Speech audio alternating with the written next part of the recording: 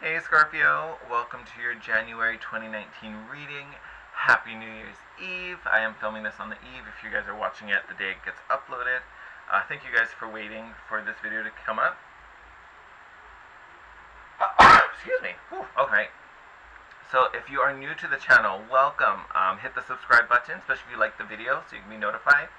We do this every month. I do a spirit message reading. We also have a love reading, and then I do my daily readings. So lots of good things for you to watch. Like I said, this is going to be for the month of January for Scorpio Sun, Moon, and Rising signs. I definitely recommend watching your Ascendant and your Sun sign, mostly because those are the ones I connect with the most. I definitely recommend your your Ascendant for sure. I'd probably say that's the first one I'd recommend, and then your Sun sign. I do encourage you to watch all the videos for your signs, especially depending on what kind of questions you have for the month. I always use love as an example. If you have questions about love or relationships, it may be helpful to watch your moon sign, because that's the planet of the soul. That's how we emote. That's how we express feelings. Venus would also be a good one. Obviously, planet of love, direct correlation there. These readings are going to be general, so take them as they resonate. Don't try and force it. You may resonate with all the decks, with one of them. That's why you may want to watch the videos for your sign. They might be a little more relevant there than maybe your sun sign, so to speak. If this is your first time, the way I have these videos set up, I have the 3 oracle decks we're going to use to take a peek at different facets of your month. Romance angels for love and relationships. Keepers of the light for your own personal spiritual development. The good tarot for work and finances, and then we'll clarify and get your main spirit message with the tarot spread at the end. Alright, with that said, what is on the radiator? What was I trying to say? I think I meant radar. That was weird. What's on the radar for love and relationships for Scorpio, January 2019? Yeah, my English for some reason during these videos has been crazy. Making up all these silly words. Ooh, look at this! The honeymoon card. If any of you Scorpios are in a relationship, it looks like that relationship's going to be going up a notch. It looks like you guys are going to have some really nice time together. Maybe you guys are taking a little trip, but it looks like your bond is going to be developing and deepening in a way, which I think is beautiful. If you're currently single, Scorpio, I would almost say you're still going to be in this energy, because this is going to affect all of you. Obviously, instead of it being more romantic based, maybe you just experience joy like with your friends. Maybe you guys have an outing together. You got your get together with your crew. There's still this energy of just bliss and joy and happiness together with someone, or with some group of people. Even if you're single, you're not removed from that. It's just going to manifest in a different way. All right.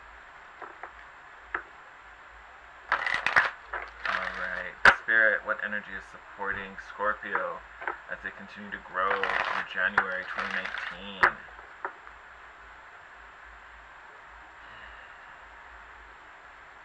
Oh, there we are. Another one. There's a lot of signs that are getting white eagle. I almost want to see you're like the 4th sign, Scorpio, that's gotten this card. But white eagle is all about ancestors. So I've been giving the same kind of feedback. Whatever journey you're on now, whatever you're beginning this new year, honestly, I think a lot of your loved ones are coming in either to check on you, to give you support, to encourage you. I was talking about in one of the videos about animal spirits. So especially if you had a connection with an animal to an ancestor or a loved one who's passed on, expect that animal to come visit you a lot. Like for myself, it's always butterflies.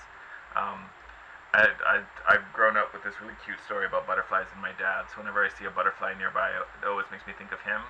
I have a close friend who has a similar connection with a cardinal and her dad. So if you have anything like that, or even something as common as a moth, a lot of times it's believed that moths are ancestors coming to check on us. So Scorpio, I would give you the same kind of nod. If you have any connection with that, definitely keep your eyes open. I think you guys are going to be getting lots of signs from your loved ones as they help to guide you through January, through this month, as you continue to grow. And maybe they'll try to show you opportunities for you that you should take advantage of, or even the opposite. They may even be showing you little red flags and bringing your attention and your awareness to them, to make sure your energy is still clear and you don't cloud it up with anything. Let's see, do I get anything else from that?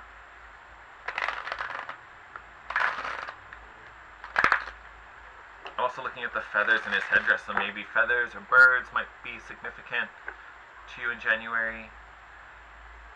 A lot of people believe that if you're walking and a feather falls in front of you, they believe that's a little gift from an angel, your guardian angels, again, bringing your awareness to something.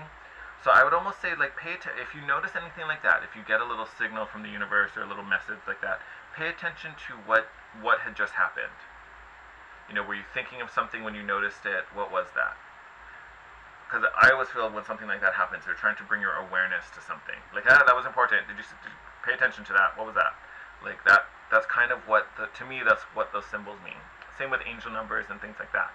What was going through your mind, or what just happened, when that thing kind of grabbed your awareness, whether it was a message, angel number, anything.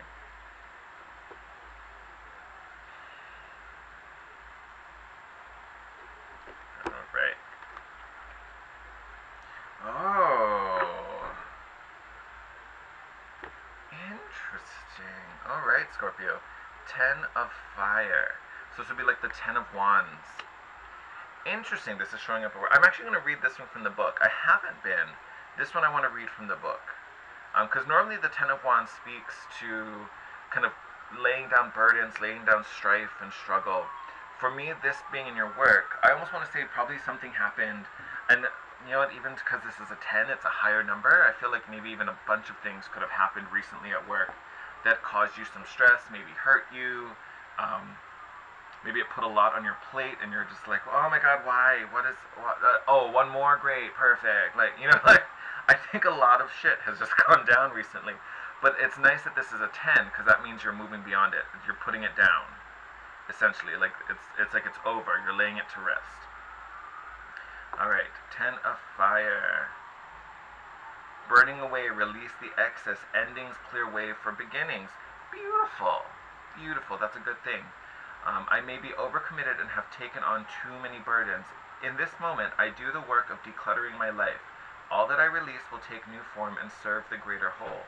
But I no longer need to hold on to it simply because it just seems to have value for me. Sorry, I don't know if you guys heard that, but the wind blew over. Well, actually, it blew my curtain, which knocked this glass bottle I have by the window. And it was when you knock a bottle and it's teetering, but it doesn't fall over. It's just kind of wiggling back and forth. I don't know if you could hear the ding ding ding ding ding ding ding ding. That. See what was I talking about? Those signs. Just bringing your awareness to something. I'm going to read that sentence again. I do all the work of decluttering my life. All that I release will take new form and serve the greater whole. But I no longer need to hold on to it simply because it once seemed to have value for me. I thank it for what it did for me, but say goodbye to the emotions, relationships, and situations that I realize do not belong in my life anymore. Yes, I love it. So to me, this sounds like things have been going on. Obviously, something was wrong, stress, maybe we're carrying around some burdens. You're at this point where now you're willing and ready and able to let this go. Maybe some of you, find a new job. You leave a current employment situation because it's, one, it's too stressful. Two, maybe it's no longer serving you. And there's nothing wrong with, working somewhere, because honestly, when you started, it probably was great. It served its purpose. You were there for a reason. Now you've possibly grown, or probably grown, and maybe you outgrew that situation. Maybe now you need something different. Maybe now you need something more. Honestly, I think there is an ending coming. And you don't necessarily quit your job now. Again, take it as it resonates. But it doesn't necessarily mean you're quitting. Maybe you find a new role, or maybe you have to have a really honest conversation with your employer and be like, hey, this is what I need.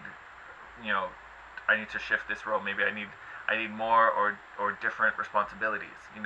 So I feel like there's this aligning and releasing anything that's been struggling for you, It could even just be a perception, maybe how you work, or how you interact with your coworkers, or how you know, are getting your job done. Maybe you've been doing it in a way that isn't as effective as it could be, and maybe it's causing more strife than it is, you know, getting you to your goal. And it could be for multiple reasons. It could be not aligned with your vision, which is where the stress is coming from, because you're like, oh, I'm doing this thing and I don't really care about it, or I don't think it should be done this way. Or maybe the environment has changed, and how you used to do it isn't effective to the current surroundings. So you need to adapt to what's around you and change, because maybe that's where the struggle, something isn't aligned. And I think you're at this point where you're letting go of the old and ready to fix things, to repair things, to realign things, which I think is it's a great place to be, especially as we start this new year, as we start January in 2019. But yeah, I would definitely expect some type of ending and release to happen at work. And again, it doesn't necessarily mean you don't walk into your job tomorrow and be like, I quit, I'm done. But something is definitely going to be changing. You are going to be releasing something in your work environment.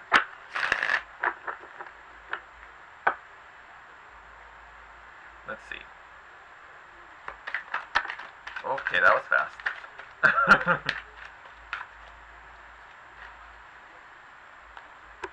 Who'd we get here? Alright, so 3 of Cups. Definitely connected to that honeymoon celebration, having fun, reunion, just being in joy, being happy, being thrilled about life. Princess of Swords, that is a new understanding, that is shifting. This may even be a radical shift. This could definitely be related to your Ten of Fire. Seeing things in a new way, reinventing the wheel. Just because it's what's done doesn't mean it's what should be done. You know, it's a quote I love from the live-action Cinderella movie. That's definitely embodied in this Princess of Swords. She's willing to shake things up if it seems like a new, better way. Just because it's what's done doesn't mean that's what should be done. Totally willing to be radical and different. And then you also have the 2 of Pentacles, a choice needing to be made. A choice needing to be made. And also flexibility. You know, it's a little more fluid. You as a water sign are totally capable of it, but you are so intense in your feelings and your passions because they run so deep. A lot of times you guys kind of can be black or white. It's yes or no, it's dark or light. You know, this 2 of Pentacles is calling you to kind of be in a gray area. It's kind of calling you to be in the middle, because you may have to be a little bit of both. You're going to have a little light and a little dark. You're going to have to be a little yes and a little no. Like, you kind of have to have your toes in both sides, and it's this kind of dance between the things, which makes sense with this Princess of Swords. You know, she may not necessarily be all in one way. You know, she wants to do what is new, what is inventive, what's going to break the mold, what's going to break the system. Like, things need to be changed up. So you may have to be willing to, like, dance that line between, you know, tradition and you know, change. You know what I mean? Like, you're going to have to be a little fluid in this new beginning. Because I think you are going to be creating a new beginning. But one founded in joy, that's founded in happiness and playfulness. Oh, I saw one of those cards. We're going to talk about it now, because I want to see what else came out with it. Okay, I love it. So this is the one I saw, 9 of Swords. Not one of our best friends in the tarot deck. Talks to a lot of stress. I call it the nightmare card. It's all mental stress. It's, you know, being scared of something, or being anxious, being nervous about something, worrying a lot about something. But you also have the Strength card. Honestly, I feel like, especially this coming out after, you know, right after the 2 of Pentacles, I think that's what this is connected to. It's the stress about this change. You are, if I remember correctly, you are a fixed sign. I really need to get that down better. I want to say you guys are a fixed sign, because I believe, yes, because Pisces is the mutable one. Aha, yes, you are a fixed sign. So it's not necessarily within your nature to be so fluid and be so adaptable. And it's not a bad thing. I'm not saying it's a bad thing, but I'm just saying it's not natural for you. So I can understand how you're getting these cards that are telling you, you know, to think differently, have a new perspective, change your circumstances, be willing to, you know, be on both sides and dance between the two. I can understand how that's going to make you anxious. I get that. It's not a natural thing for you to do. Normally you have your vision and this is it. Like, I've committed to this. So I get how you can be anxious. But I promise you, you are capable. You're going to have to find that inner fire. You're going to have to find that inner light. You guys got the strength card after that. Find that power and that will inside of you and bring it to the forefront. Because you are capable of it. Just because it's not your forte or your natural inclination doesn't mean you can't do it. You are still a very powerful sign. And I always joke about the Scorpios in my life. Some of them do this beautifully. Because, again, Scorpio, you're the sign of transformation.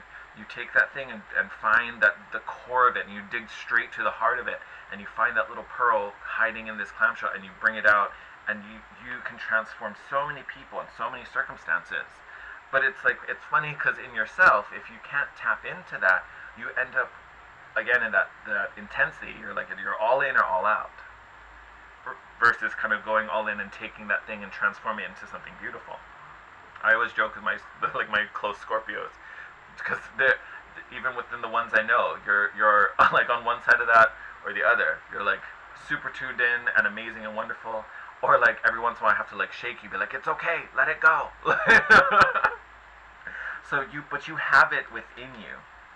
You have it within you. So even though you may be necessarily thinking a lot or worried about all of this change and this shift, know that you are more than capable of working through it. And we got the ancestor card already, the white eagle. So you even have your loved ones around you to help transition you through it. Yep, I'm gonna take that. Nope. Okay. I was like, you come in or not?